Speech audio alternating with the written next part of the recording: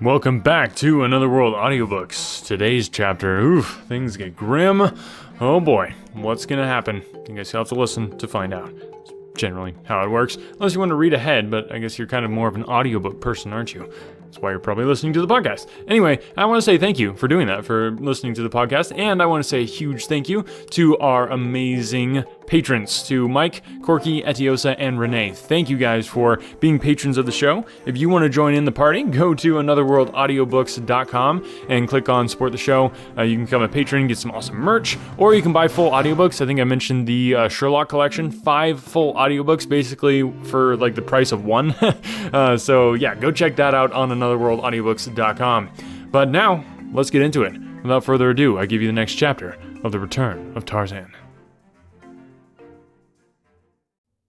Chapter 18. The Lottery of Death.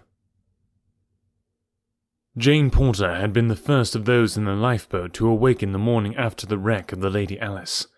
The other members of the party were asleep upon the thwarts, or huddled in cramped positions in the bottom of the boat. When the girl realized that they had become separated from the other boats, she was filled with alarm. The sense of utter loneliness and helplessness which the vast expanse of deserted ocean aroused in her was so depressing that, from the first, contemplation of the future held not the slightest ray of promise for her. She was confident that they were lost beyond possibility of succor. Presently, Clayton awoke. It was several minutes before he could gather his senses sufficiently to realize where he was, or recall the disaster of the previous night. Finally, his bewildered eyes fell upon the girl. "Jane!" he cried. "Thank God we are all together." "Look," said the girl dully, indicating the horizon with an apathetic gesture. "We are all alone." Clayton scanned the water in every direction. "Where can they be?" he cried. "They cannot have gone down, for there has been no sea, and they were afloat after the yacht sank. I saw them all." He awoke the other members of the party and explained their plight. "It is just as well that the boats are scattered, sir," said one of the sailors. "They are all provisioned, so that they do not need each other on that score, and should a storm blow up, they could be of no service to one another, even if they were together.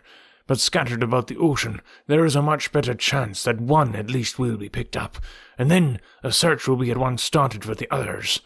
Were we together, there would be but one chance of rescue, where now there may be 4. They saw the wisdom of his philosophy, and were cheered by it, but their joy was short-lived, for when it was decided that they should row steadily toward the east and the continent, it was discovered that the sailors who had been at the only 2 oars with which the boat had been provided had fallen asleep at their work and allowed both to slip into the sea, nor were they in sight anywhere upon the water. During the angry words and recriminations which followed, the sailors nearly came to blows, but Clayton succeeded in quieting them, though a moment later Monsieur Thurin almost precipitated another row by making a nasty remark about the stupidity of all Englishmen, and especially English sailors. "Come, mates," spoke up one of the men, Tompkins, who had taken no part in the altercation. "Shooting off our bloomin' mugs won't get us nothing. As Spider here said afore, we'll all bloody well be picked up anyway, sees, so what's the use of squabbling? Let's eat, says I." "That's not a bad idea," said Monsieur Thurin, and then, turning to the third sailor, Wilson, he said, "Pass one of those tins aft, my good man." "Fidget yourself," retorted Wilson sullenly. "I ain't taking no orders from no foreigner. You ain't captain of this ship yet." The result was that Clayton himself had to get the tin, and then another angry altercation ensued when one of the sailors accused Clayton and Monsieur Thurin of conspiring to control the provisions so that they could have the lion's share. "Someone should take command of this boat," spoke up Jane Porter, thoroughly disgusted with the disgraceful wrangling that had marked the very opening of a forced companionship that might last for many days. "It is terrible enough to be all alone in a frail boat on the Atlantic, without having the added misery and danger of constant bickering and brawling among the members of our party. You men should elect a leader, and then abide by his decision in all matters. There is greater need for strict discipline here than there is upon a well-ordered ship." She had hoped before she voiced her sentiments that it would not be necessary for her to enter into the transaction at all, for she believed that Clayton was amply able to cope with every emergency, but she had to admit that so far at least, he had shown no greater promise of successfully handling the situation than any of the others, though he had at least refrained from adding in any way to the unpleasantness, even going so far as to give up the tin to the sailors when they objected to its being opened by him. The girl's words temporarily quieted the men, and finally it was decided that the 2 kegs of water and the 4 tins of food should be divided into 2 parts, one half going forward to the 3 sailors to do with as they saw best, and the balance aft to the 3 passengers. Thus was the little company divided into 2 camps, and when the provisions had been apportioned, each immediately set to work to open and distribute food and water. The sailors were the first to get one of the tins of food open, and their curses of rage and disappointment caused Clayton to ask what the trouble might be. "Trouble!" shrieked Spider. "Trouble! It is worse than trouble. It's death. This tin is full of coal oil." Hastily now Clayton and Monsieur Thurin tore open one of theirs, only to learn the hideous truth that it also contained not food, but coal oil. One after another, the 4 tins on board were opened, and as the contents of each became known, howls of anger announced the grim truth. There was not an ounce of food upon the boat. "Well, thank God it wasn't the water," cried Tompkins. "It's easier to get along without food than it is without water. We can eat our shoes if the worst comes to worst, but we couldn't drink 'em." As he spoke, Wilson had been boring a hole in one of the water kegs, and as Spider held a tin cup, he tilted the keg to pour a draught of the precious fluid. A thin stream of blackish, dry particles filtered slowly through the tiny aperture into the bottom of the cup. With a groan, Wilson dropped the keg and sat staring at the dry stuff in the cup, speechless in horror. "The kegs are filled with gunpowder," said Spider in a low tone, turning to those aft, and so it proved when the last had been opened. "Coal oil and gunpowder!" cried Monsieur Thurin. "Sapristi, what a diet for shipwrecked mariners!" With the full knowledge that there was neither food nor water on board, the pangs of hunger and thirst became immediately aggravated, and so, on the first day of their tragic adventure, real suffering commenced in grim earnest, and the full horrors of shipwreck were upon them. As the days passed, conditions became horrible. Aching eyes scanned the horizon day and night, until the weak and weary watchers would sink exhausted to the bottom of the boat, and there rest in dream-disturbed slumber a moment's respite from the horrors of the waking reality. The sailors, goaded by the remorseless pangs of hunger, had eaten their leather belts, their shoes, the sweatbands from their caps, although both Clayton and Monsieur Thurin had done their best to convince them that these would only add to the suffering they were enduring. Weak and hopeless, the entire party lay beneath the pitiless tropic sun, with parched lips and swollen tongues, waiting for the death they were beginning to crave. The intense suffering of the first few days had become deadened for the 3 passengers who had eaten nothing, but the agony of the sailors was pitiful, as their weak and impoverished stomachs attempted to cope with the bits of leather with which they had filled them. Tompkins was the first to succumb. Just a week from the day the Lady Alice went down, the sailor died horribly in frightful convulsions. For hours, his contorted and hideous features lay grinning back at those in the stern of the little boat, until Jane Porter could endure the sight no longer. "Can you not drop his body overboard, William?" she asked. Clayton rose and staggered toward the corpse. The 2 remaining sailors eyed him with a strange, baleful light in their sunken orbs. Futilely, the Englishman tried to lift the corpse over the side of the boat, but his strength was not equal to the task. "Lend me a hand here, please," he said to Wilson, who lay nearest him. "What do you want to throw him over for?" questioned the sailor in a querulous voice. "We've got to before we're too weak to do it," replied Clayton. "He'd be awful by tomorrow, after a day under that broiling sun. Better leave well enough alone," grumbled Wilson. "We may need him before tomorrow." Slowly, the meaning of the man's words percolated into Clayton's understanding. At last, he realized the fellow's reason for objecting to the disposal of the dead man. "God," whispered Clayton in a horrified tone. You don't mean... Why not? Growled Wilson. Ain't we got to live? He's dead, he added, jerking his thumb in the direction of the corpse. He won't care. Come here, Thurin, said Clayton, turning toward the Russian. We'll have something worse than death aboard us if we don't get rid of this body before dark.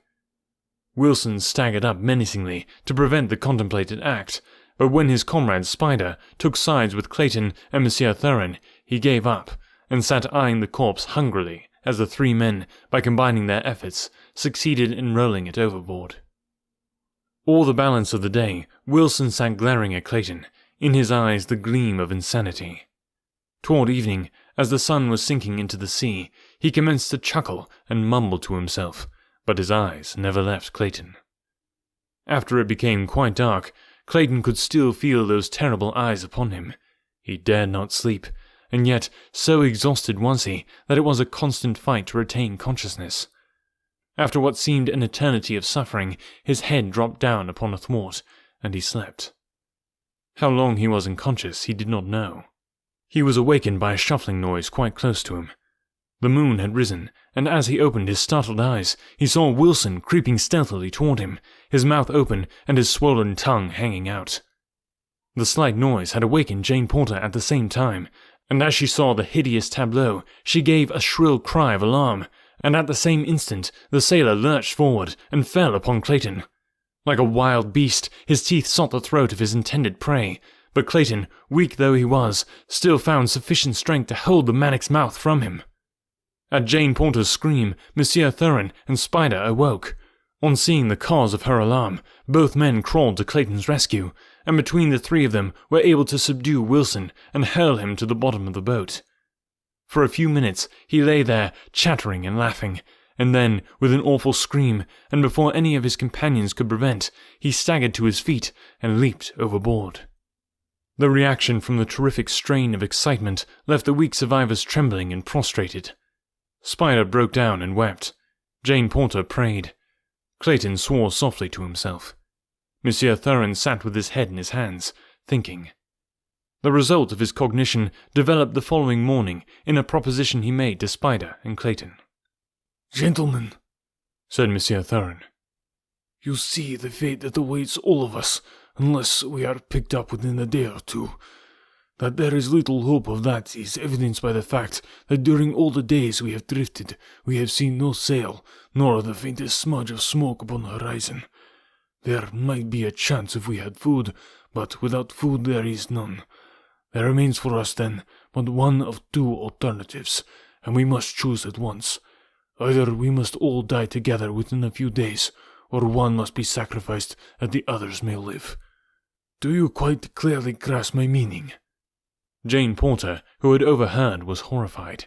If the proposition had come from the poor, ignorant sailor, she might possibly have not been so surprised. But that it should come from one who posed as a man of culture and refinement, from a gentleman, she could scarcely credit. It is better that we die together, then, said Clayton. That is for the majority to decide, replied Monsieur Thurin. As only one of us three will be the object of sacrifice, we shall decide. Miss Porter is not interested, since she will be in no danger. How shall we know who's to be first? Asked Spider. It may be fairly fixed by lot, replied Monsieur Thurin. I have a number of franc pieces in my pocket. We can choose a certain date from among them. The one to draw this date first from beneath a piece of cloth will be the first. I shall have nothing to do with any such diabolical plan, muttered Clayton. Even yet, land may be sighted, or a ship appear, in time. You will do as the majority decides, or you will be the first, without the formality of drawing lots, said Monsieur Thurin threateningly. Come, let us vote on the plan. I, for one, am in favor of it. How about you, Spider? And I, replied the sailor. It is the will of the majority, announced Monsieur Thurin. And now, let us lose no time in drawing lots. It is as fair for one as for another. That three may live, one of us must die perhaps a few hours sooner than otherwise." Then he began his preparation for the lottery of death, while Jane Porter sat wide-eyed and horrified at thought of the thing that she was about to witness. Monsieur Thurin spread his coat upon the bottom of the boat, and then, from a handful of money, he selected 6 franc pieces. The other 2 men bent close above him as he inspected them. Finally, he handed them all to Clayton. "Look at them carefully," he said. "The oldest date is 1875, and there is only one of that year." Clayton and the sailor inspected each coin. To them, there seemed not the slightest difference that could be detected other than the dates. They were quite satisfied. Had they known that Monsieur Thurin's past experience as a card sharp had trained his sense of touch to so fine a point that he could almost differentiate between cards by the mere feel of them, they would scarcely have felt that the plan was so entirely fair. The 1875 piece was a hair thinner than the other coins, but neither Clayton nor Spider could have detected it without the aid of a micrometer. "In what order shall we draw?" asked Monsieur Thurin, knowing from past experience that the majority of men always prefer last chance in a lottery where the single prize is some distasteful thing. There is always the chance, and the hope, that another will draw it first. Monsieur Thurin, for reasons of his own, preferred to draw first if the drawing should happen to require a second adventure beneath his coat. And so, when Spider elected to draw last, he graciously offered to take the first chance himself. His hand was under the coat for but a moment, yet those quick, deft fingers had felt of each coin, and found and discarded the fatal piece. When he brought forth his hand, it contained an 1888 franc piece. Then Clayton drew.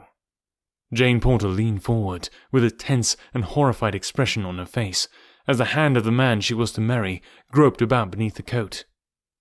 Presently he withdrew it, a franc piece lying in the palm. For an instant he dared not look, but Monsieur Thurin, who had leaned nearer to see the date, exclaimed that he was safe. Jane Porter sank weak and trembling against the side of the boat. She felt sick and dizzy. And now, if Spider should not draw the 1875 piece, she must endure the whole horrid thing again. The sailor already had his hand beneath the coat. Great beads of sweat were standing upon his brow. He trembled, as though with a fit of ague. Aloud, he cursed himself for having taken the last draw, for now his chances of escape were but 3 to 1, whereas Monsieur Thurin had been 5 to 1, and Clayton's 4 to 1. The Russian was very patient, and did not hurry the man, for he knew that he himself was quite safe, whether the 1875 piece came out this time or not. When the sailor withdrew his hand and looked at the piece of money within, he dropped, fainting to the bottom of the boat. Both Clayton and Monsieur Thurin hastened weakly to examine the coin, which had rolled from the man's hand and laid beside him. It was not dated 1875. The reaction from the state of fear he had been in had overcome Spider quite as effectually as though he had drawn the fated piece. But now the whole proceeding must be gone through again. Once more the Russian drew forth a harmless coin. Jane Porter closed her eyes as Clayton reached beneath the coat. Spider bent, wide-eyed, toward the hand that was to decide his fate. For whatever luck was Clayton's on this last draw, the opposite would be Spider's.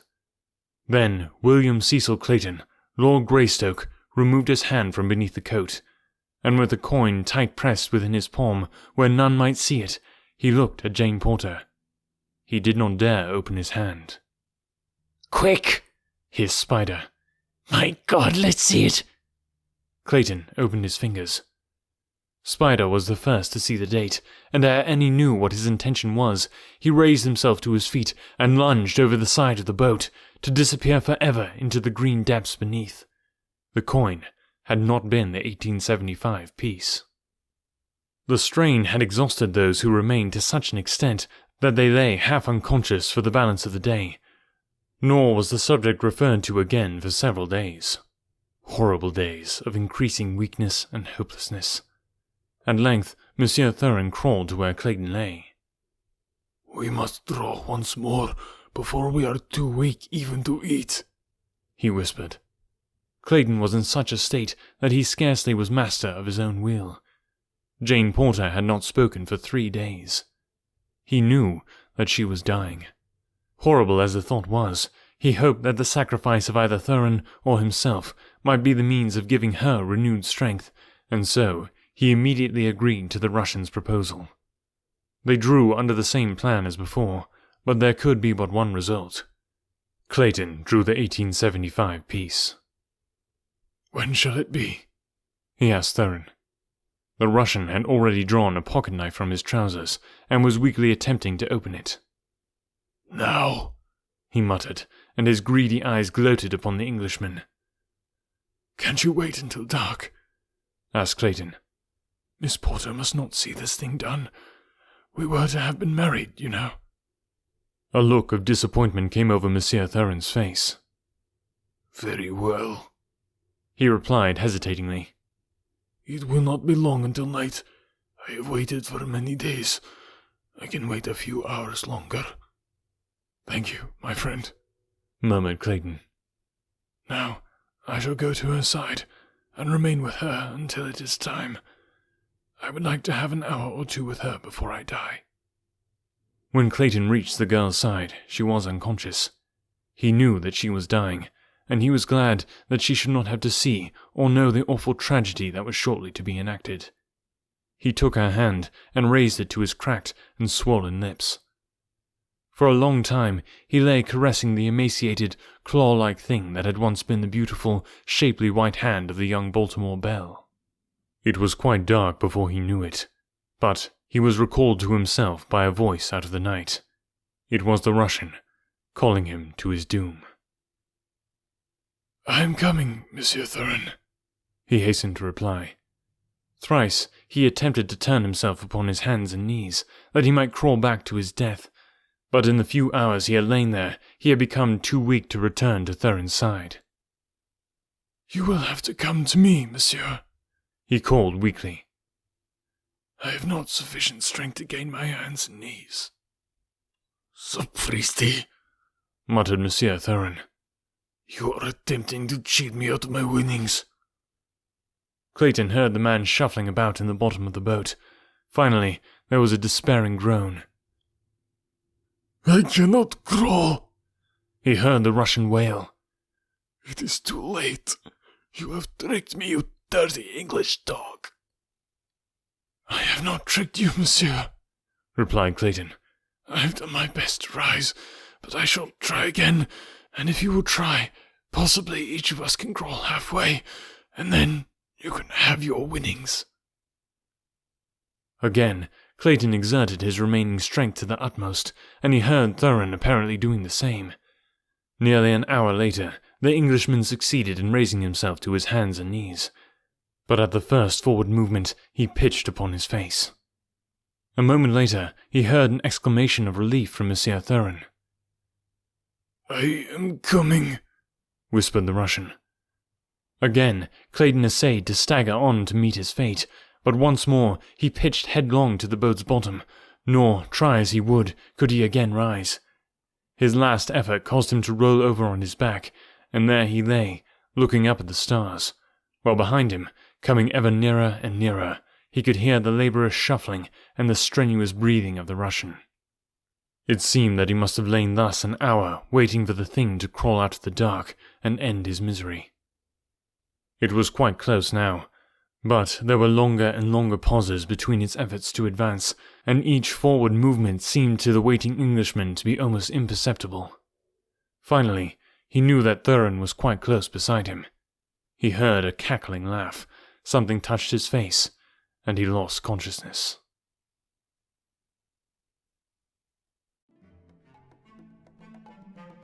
Oh dear, I don't know what you put on your wedding invitations if your husband-to-be has been eaten by a Russian cannibal. not pretty. But don't worry, things are looking up as we get into next week's chapter, so make sure you tune in for that. Hope you guys are enjoying the book. It's definitely exciting. Can't fault it there.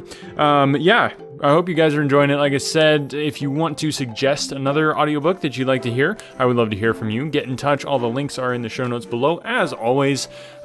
Just so grateful for you listening, for you sharing the show. I was talking to somebody the other day about podcasts and just how they work. There's really no algorithm to hack with podcasts. You can't do a bunch of fancy algorithm ninja stuff.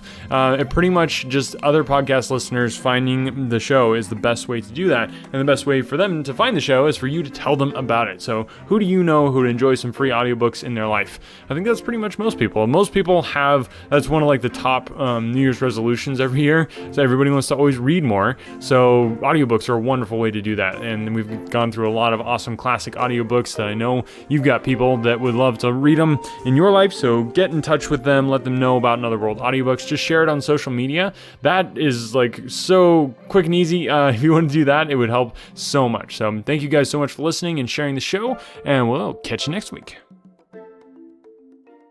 When I was in school, I absolutely hated writing. It wasn't until I was a bit older that I came to understand the power of words. If you're a business owner, you understand that power too. A business blog, when done right, can drive sales, increase revenue, and get you more customers. But as a business owner, you probably don't have the time to do all that writing. Plus, if you're not a copywriter by trade, you might feel like you're just kind of throwing words out there and they're not actually accomplishing anything. The good news is, there's a simple solution. Check it out. I call it the ultimate blog post checklist for businesses with online stores. This checklist will allow you to write better, more effective articles that convert readers into buyers. It's full of easy to follow examples to get your creativity flowing based on experience of nearly 1 million words written, and best of all, it's effective on any type of article in any industry or niche. I've successfully used this exact checklist on topics from pool table reviews to investment advice. Tired of spending tons of time writing stuff that doesn't convert? This checklist will change that by giving you highly effective blog posts and articles that transform readers into paying customers. Go to invicta.enterprises/free checklist and start saving time and transforming your writing now. That's invicta.enterprises/free checklist.